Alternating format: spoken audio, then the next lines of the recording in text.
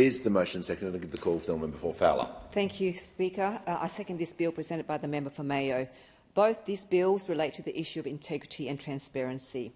The member for Mayo's proposed amendment proposes real-time and lower thresholds reporting and disclosure of political donations to eliminate any grey areas or uncertainty, and ensuring there is a record of every donation and gift to every politician and political party in the country.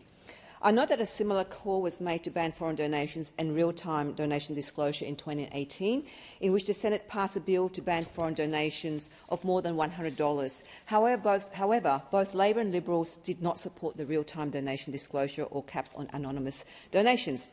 We know that political donations come from a range of companies, from fossil fuel, gambling and alcohol companies to unions, and often the amount increases just prior to an election.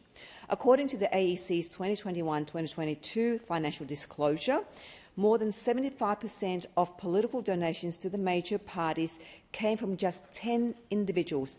Just 10.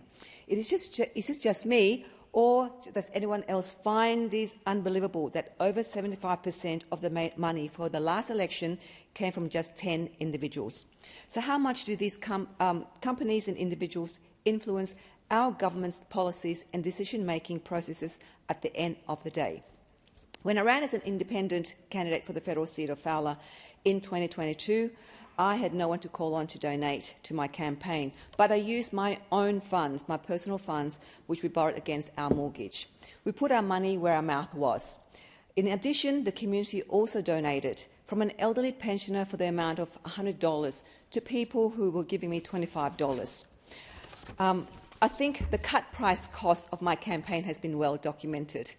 Not all political donations are underhanded. In fact, most are critical for a successful campaign. But we must identify where and who the money came from and make this clear to the public.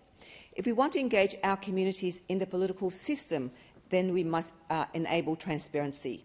Political donations have a place in our political process, but only if there is a framework in which they can exist and operate, instead of the perception that the more you donate, the more access you have to the people in the high offices. Again, I want to emphasise I am not against political donations, but it is important that we have rules in place that prevent political donations from manipulating politicians or political parties in favour of the views, opinions and beliefs of some of the big donors. A 2018 Grattan Institute report, Access and Influence in Australian Politics, said that powerful groups have effectively triumphed over the public interest, and that's not in the best interest of hard-working Australians.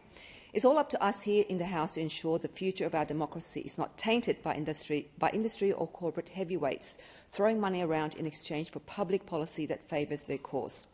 Essentially, these significant amendments aim to restore balance, transparency and integrity by mandating guidelines for the reporting of political gifts and donations to the Australian Electoral Commission.